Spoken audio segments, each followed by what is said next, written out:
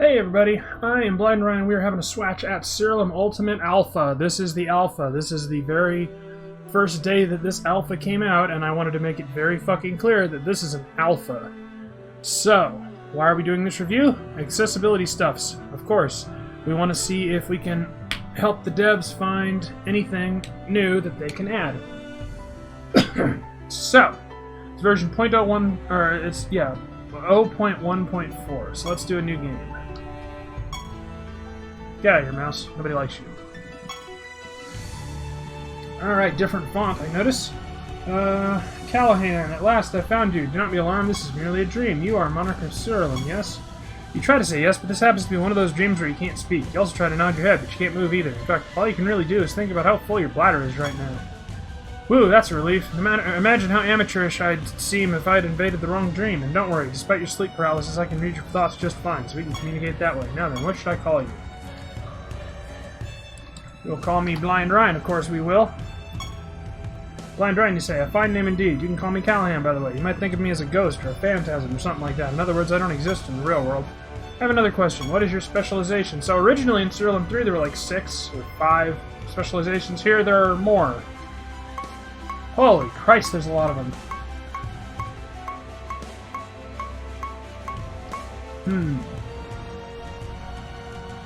Unique creature.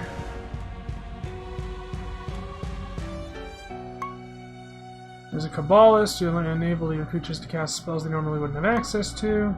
As a Cleric, you get healing. As a Defiler, you specialize in debuffs. As a Druid, you probably only want to have 1 or up to 3 later on creatures in your party. Your creatures gain massive benefits for being part of a smaller party. Shit!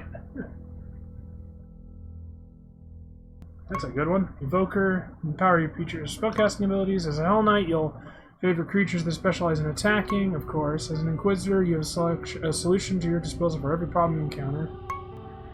As a Monk, you'll boost your creature's chance to dodge. As a Necromancer, you'll summon minions to aid your creatures in battle. As a Paladin, your creatures will be able to endure. As a Reaver, your creatures will gain massive benefits as battles keep going. As a Sorcerer, you'll support your creatures by debilitating the enemies from afar. As a Tribalist, you'll want to assemble a party of creatures that belong to the same race. And as a Trickster, you'll heavily inconvenience your enemies by preventing them from taking actions. Shit! I'm gonna be a Druid. Alright, many people foolishly mistake a Druid's introversion for weakness. These Magi believe that quality always trumps quantity on the battlefield. Contrary to tradition, they are often seen with fewer than 6 creatures at their disposal. But the havoc their limited numbers wreak when augmented by druidic magic is a sight to behold. That is all me. Wow, you took so long to tell me your specialization that you slept well past your normal waking time. I'll get right to the point then. You know of the Kingdom of Nex, right? You try to say yes, of course I know of Nex. They are our most trusted ally, and we often traded jarred goods of each other, but you're still unable to speak. Also, your bladder is about to burst. I figured as much. We'll have a bit of bad news. The King of Nex is up to no good. I recently discovered he managed to get his hands on the ultimate nether orb. A powerful relic that can be used to bend the gods to the user's will. I fear it will force the orb to take control of the entire world of Rhodia. He tried to snort and ask Callahan how he could possibly know of the ultimate nether orb's whereabouts, much less the King of Nex's ambitions, but alas, your attempt is futile, and to make matters worse, your pelvic region feels as if it's on fire. I'm confident in my accusations. I have observed his dreams and seen what he plans to do after his Magi have fully charged the orb. His future actions do not bode well for Rhodia. You don't have much time. Awaken now and tell your most trusted advisors of what we spake in this dream. Formulate a strategy to infiltrate Nex and steal the ultimate nether orb so that it will not be used for ill purposes. Good luck. We'll speak again soon. Good morning, my liege. Holy shit, that is zoomed out. Well met, Blind Ryan. Hail, Blind Ryan. Hey, why are your pants wet? Ah, fuck. You stumble your way through an obvious lie about how you spilled a mug of small beer down the front of you during breakfast. A long, drawn-out silence ensues as Hebron, Deimos, and Everett refuse to meet your gaze. In an effort to change the subject, you tell everyone about the dream you had last night. Callahan, eh? Is that a B or an A? That fucking font is weird. I haven't heard that name in quite some time. They say that if Callahan appears in your dreams, he'll haunt your sleep until you do as he wants. Deimos has the right of it, at least as far as the rumors claim. It all sounds a bit superstitious to me, like how you're supposed to bring cats aboard a ship for good luck, or how you should kiss your granny on the lips when your mouth is full of porridge to rid yourself of disease. Everyone stops talking and stares at Hebron with plain disappointment. Anyway, I say we wait it out and see if Callahan shows himself again. Oh, it is a B. It's Caliban. No sense in worrying about something that may have just been a trick of the mind. Indeed, as for me, I don't believe Caliban exists at all. Just an old story to help pass the time in taverns is all it is. Sudden, unimaginable pain spurs in the back of your neck and through your forehead. You wince from the agony of it all, and before long your vision fades to darkness.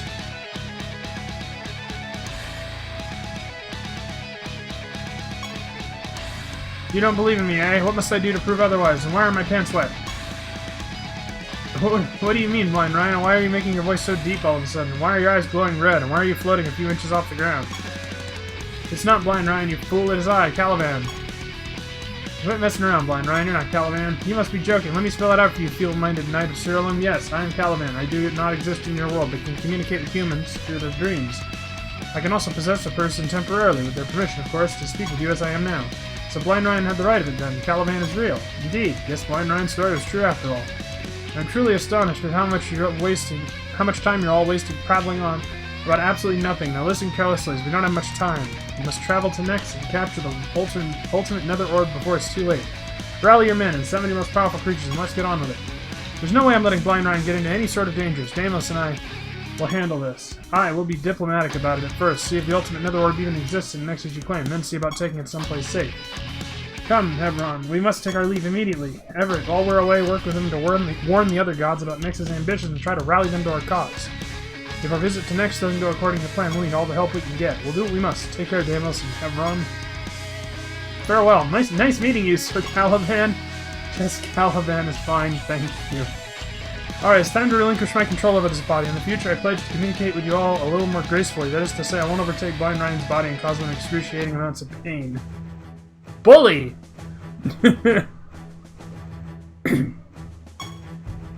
Right then, that just happened. Blind Ryan, I'd offer you to make the pilgrimage across Rodeo to warn the gods in your stead, but we both know you're better suited for the task. Diplomacy's never been a point of strength for me, not to mention the gods will respect you more for seeking their aid in person. It's been a while since you've been out and about, so let's spend the rest of the day getting you back in the swing of things. When you're ready, change your pants and say the word in the beginning. Decoration, motivation. Let's go to options.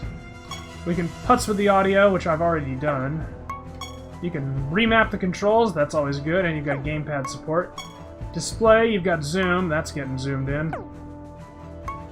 Gameplay! You've got HUD option, you got turbo mode, you got hide, stat gain, and loss text. You got hiding stuff, you got macro debugging. While this option is enabled, your macros will print additional information. Double movement speed, movement sounds. I'm going to turn that on just to show it off. Useful links, export character to clipboard, reset options. Holy God! When they said double speed, they were not fucking around.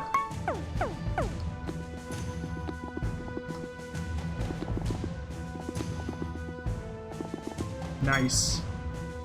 Wardrobe, change the clothes that I'm wearing. Title, change the title. Rename character, rename creature, specialization. You can change your specialization? Wow. Alright, we're gonna go exploring. Wow, we have a fully fledged castle for once.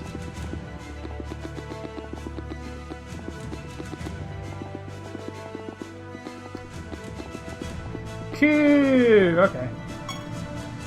Alright, let's get started on your training. First, we'll review the basics of combat. They say the best way to learn is by doing, so let's jump right into battle. You're wall giant against my unicorn vivifier. Ready? Don't hold back, Your Majesty.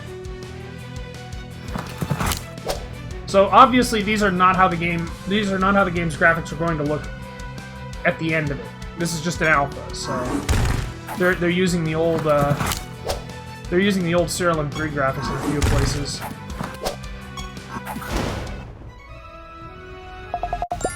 Yay, we leveled up. Well done. That battle was fairly straightforward since both of us only had one creature. Later you'll be able to take up to 6 creatures with you on your journey, and you'll fight up to 6 enemies at a time.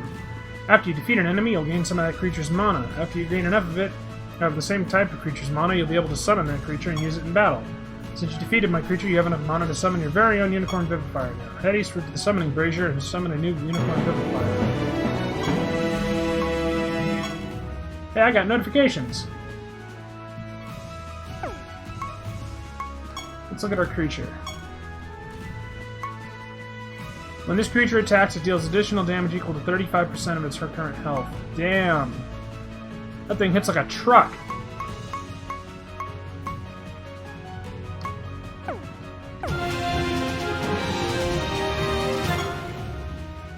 After this creature attacks, it resurrects an random ally with health. But I don't want this thing. You summon a new Unicorn Vivifier. It whinnies obnoxiously before licking your hand. Very good. Your Vivifier will serve you well. Always remember to check the summoning brazier to see what new creatures you can summon. Next, you should take a look around the castle and familiarize yourself with its facilities. Your first stop should be the Menagerie. You'll find it in the western wing of the castle. Speak with Nortel once you get there to learn more about it. Okay. Whoa, that's weird. Oh, they sit on their thing. Okay.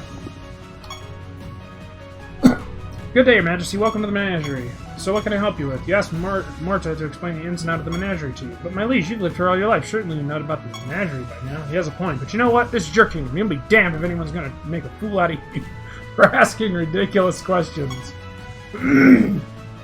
Ahem. My apologies, Your Majesty. I forget myself. I would be more than happy to explain the Menagerie to you. At the Menagerie, will take care of your creatures while you're on your journey. You can only have up to 6 creatures in your party at a time, so you leave any extras here and will ensure they're kept in tip-top shape. That is to say, make sure they don't die of starvation or severe dehydration. You can return to the Menagerie at any time to swap out a creature from your party if you'd rather take another one with you instead. And that's all there is to it. Whenever you summon a new creature, be sure to visit the Menagerie to configure your party. The unicorn is projecting an image of the King of Nex with a question mark next to him. Humans are weak. We can break your bones with just one hand. Ah, they have talkings now. Yay. We were gonna leave this guy.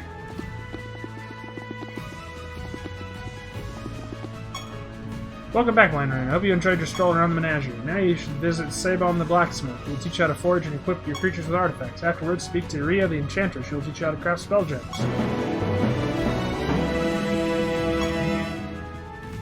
Hell, Your Majesty, what can I do for you today? No, don't say it. I can tell by the look in your eye that you're here to forge an artifact for one of your creatures. You're taken aback by the fact that Sabon thinks himself clever for knowing you're here to make use of his only function.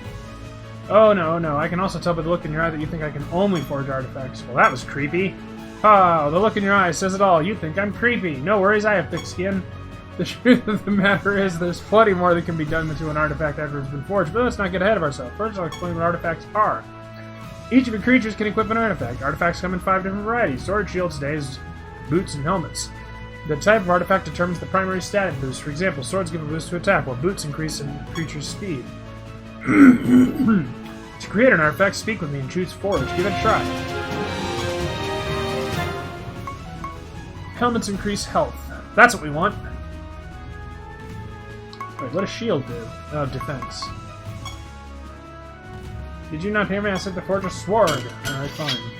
Sabon gathers your resources and begins hammering violently at the anvil. Despite the blacksmith's peculiar demeanor, you can't help but appreciate his masterful familiarity with the mallet. Within a few minutes, the hammering stops. He hands you the artifact. Yay! Well, that was easy enough. Each artifact has a tier. Artifacts start at tier 1, and you can upgrade your artifacts to increase their tier. When you increase an artifact's tiers, all of its stats increase. In addition, at certain tiers, your artifact will gain additional slots. You can find crafting materials to socket into these slots, allowing the artifact to gain a new property. The artifact you forged will gain a new stat slot at tier 3. Try to upgrade your artifact to tier 3 now.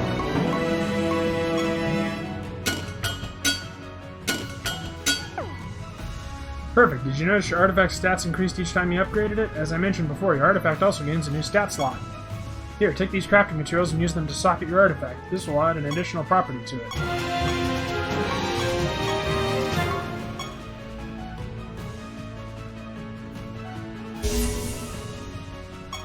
Blammo!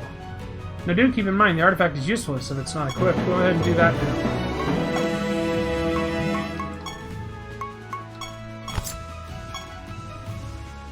What you learned today about artifacts is merely the basics. For more information, you should consult the Codex. Oh, I can tell by the look in your eye that you're eager to meet with Ria next. She'll explain all you need to know about spell gems. You'll find her in the neighboring room. Good luck. Good day, Your Majesty. Are you ready to learn about spell gems? Your creatures can equip spell gems, which allow them to cast spells in battle. You know, I like this tutorial. The only thing I would change is the font. I really need to remember that. In point of fact, I'm going to make a note of that right now so I don't forget. Suggestions. Clean font option. Accessibility suggestions. There we go. Your creatures can equip spell gems, which allow them to cast spells in battle. Each spell gem allows you to cast a different spell. For example, spell gem of Fireball enables a creature to cast a Fireball spell. Each spell gem has a certain number of charges. Each time a creature casts a spell, a charge is removed from the spell gem. If the spell gem runs out of charges, your creatures won't be able to use that spell until it is recharged. But don't worry, all your spell gems will be recharged automatically when you return to Siralim. Let's start by creating a spell gem.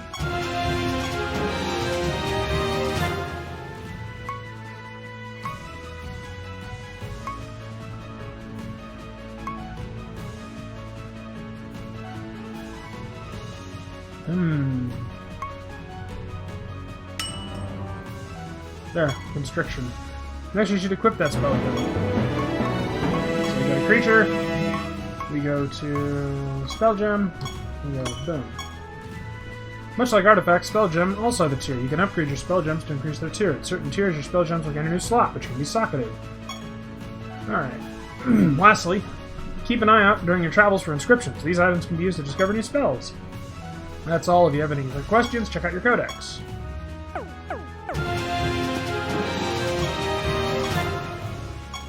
Oh, I can't use it yet. Oh. What kind of perks do we have? Adaptation, ancestry.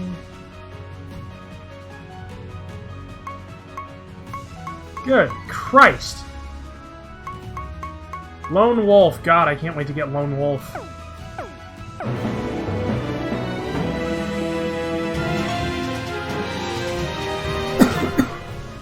I see your creatures are properly equipped with artifacts and spell gems now. Very good. You are ready to venture outside these castle walls and earn the favor of the gods. You should rest for the remainder of the day. Deimos and Havin should return to from their journeys early tomorrow morning, and you'll need to speak with them before you depart. Excuse me. After a busy day of learning extremely basic things, you head off to bed. You fall asleep. You begin to snore, louder, and louder yet. Drool begins to drip from the corner of your mouth. The drool continues to pour freely. That's misspelled. Your snoring intensifies. Your drooling intensifies. There's so much drool that you're sure to wake up with a bunch of sour-smelling crusts caked to the side of your face. You wake up for a brief moment to flip your pillow upside down. It's nice and cool now. You drift back to sleep. Pressure begins to build in your bladder. You can't ignore it. You don't need to go badly enough to wake up just yet. This is really starting to become uncomfortable. Getting old is terrible. You recall when you were a child and had no trouble at all making it through the night without any such issues. Now your inability to hold your water for longer than a few hours has become a nightly occurrence. This is quite the dilemma. Should you brave the cold outside your bed and relieve yourself, or stay warm under your sheets and suffer the discomfort of a near-bursting bladder? What to do? What to do? As somebody getting older can confirm. Ryan, wake up. Deimos and Havin have returned. Damn. Havin and Deimos, it's good to see the two of you safely. What happened? Did you find the ultimate nether orb? Yes, as Caliban claimed, we found the ultimate nether orb in the Nex, and as planned, we tried to negotiate with Lucius to see if we could come up with some understanding. And we were met with staunch resistance. Lucius destroyed most of our army all by himself. When Deimos and I finally cornered him, the gods intervened. We nearly lost our lives before we managed to escape. I fear that Lucius already holds influence over many of the gods. They are not, after all, normally prone to physical intervention with the affairs of humans. I see, then perhaps we should petition the gods and explain what is at stake for our world. Surely they will come to their senses and see our side of things. Perhaps they'll even aid us in obtaining the ultimate nether orb.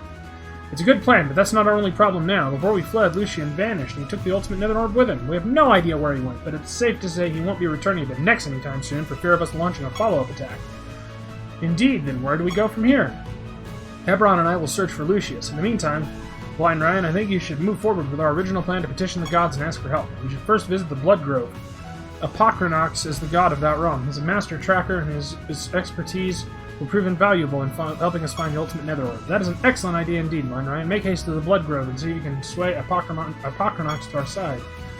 Indeed, it's a sound plan. Good luck, Blind Ryan. Deimos and I will begin our search in other rooms, so we don't put all of our eggs in one nest, so to speak. Aye, farewell.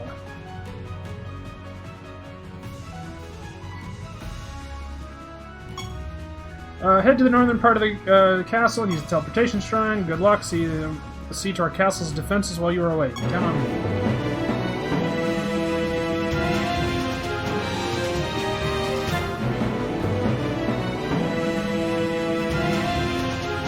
Fucking hell!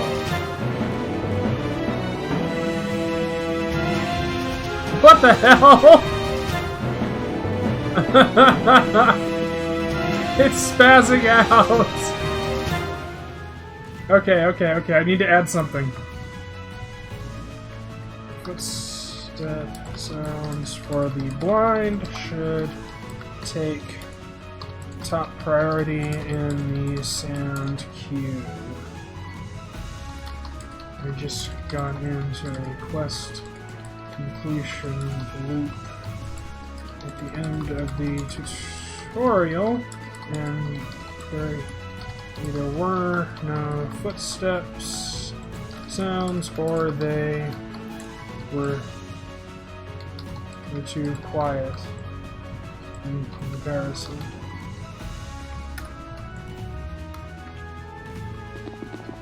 There we go, okay.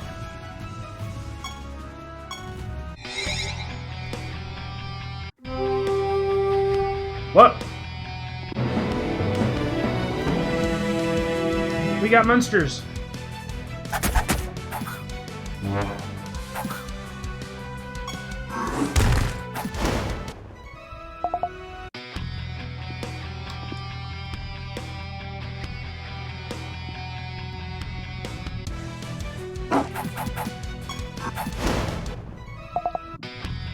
Kill them all!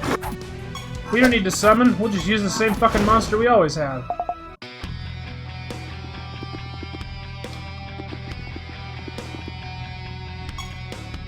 Ooh, they made the map look nicer. Awesome.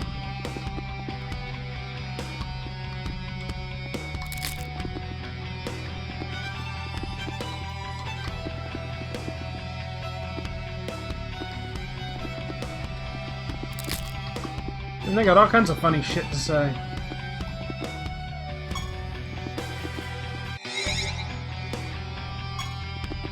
No turning back now.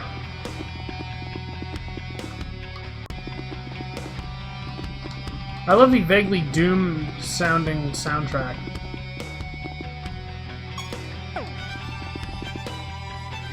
Exiled Satyr, you and your creatures stand no chance against my might.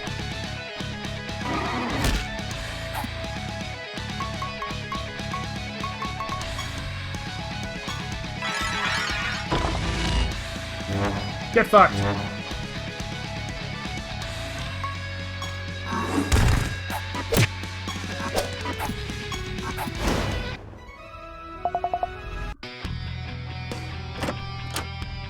Woo.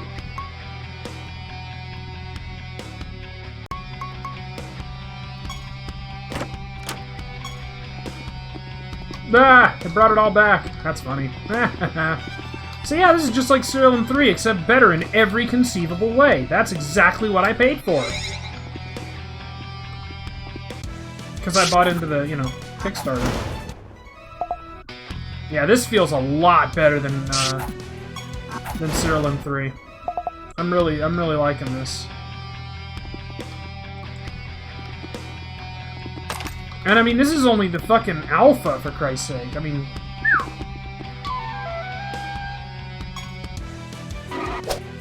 Bitch, I already killed you. You can fuck right off, Bubby.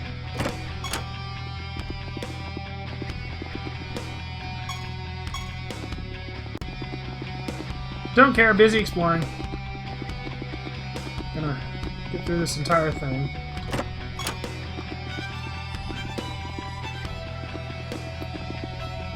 God damn, I cannot believe how fast you move in this game.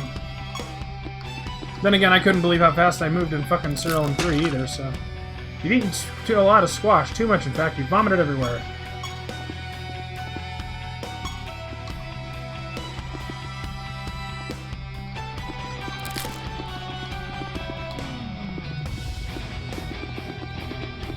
It's good to see the map generation hasn't changed at all.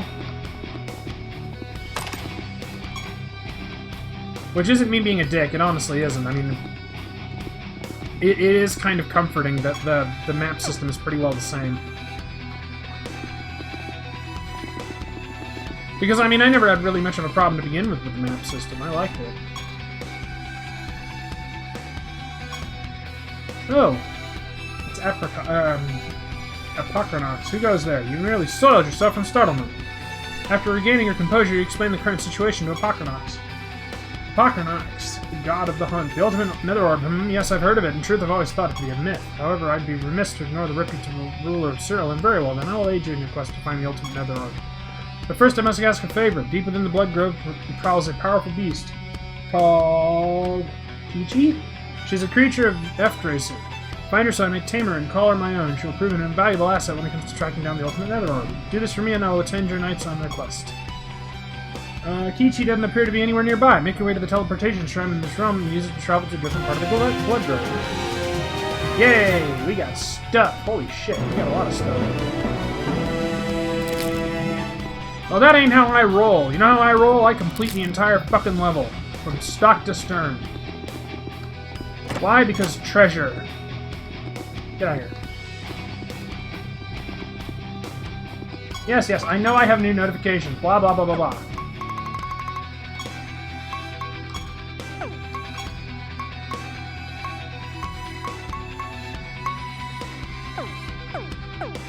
There, hide notifications. Thank God.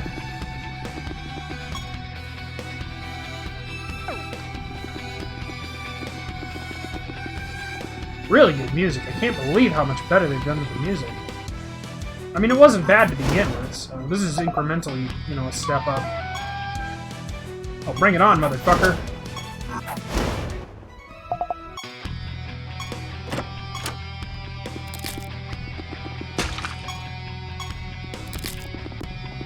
I miss Torn.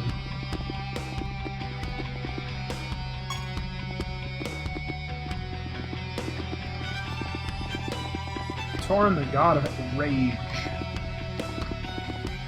Torn was my god. He was an awesome god. Yeah, sweet, I can destroy all that shit now. So yeah, basically just run around, pick shit up. It is the ultimate Skinner box, baby. Fuck off.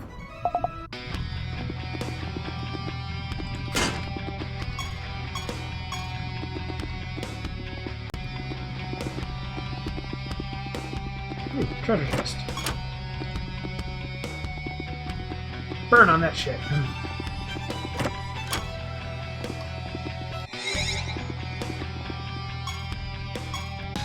A terror hound. Oh, hell no.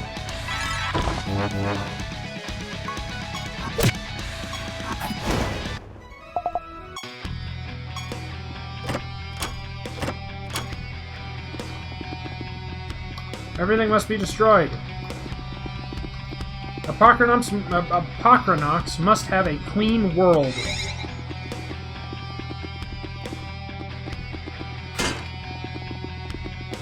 And I must make sure to, you know, get all these things.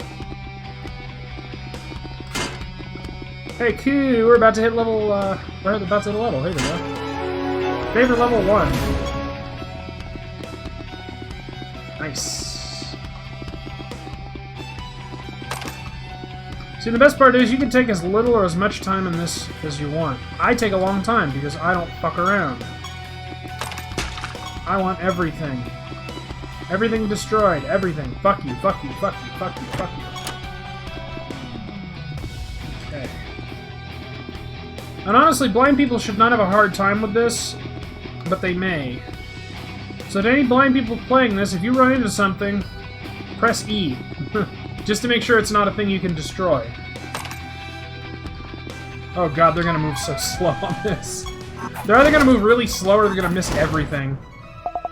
But I don't really know how they would, I don't know how you'd, you know, make this shit more visible, right? I mean, I guess add sounds, but there's so much shit, just, you know, detritus and stuff. But, I mean, I've been surprised by the ingenuity and the abilities of blind people before, because I'm not blind, so obviously I don't know everything. So It is playable, though, for them. It should be.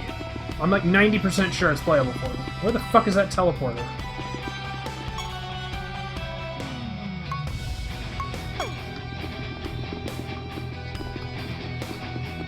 Where is it? I know it's around here somewhere. There's a bastard. Teleport to a new realm.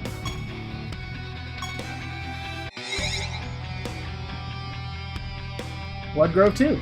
No, I sense that Kichi is not here either. Continue to search.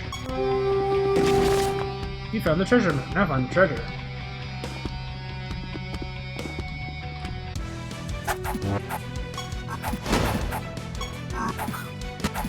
Uh-oh, I died. You better be more careful. Your fortune has been reduced to 0%. Ah, yes, it still uses that mechanic. Okay.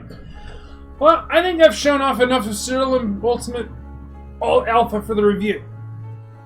The core gameplay loop is there because the core gameplay loop has always been there. It's solid. It's much more enjoyable than it used to be. There's a lot more atmosphere. The music is better. The only things I would say is add a clean font option and make sure to balance out the audio so that the footstep sounds can always be heard over the quest noise.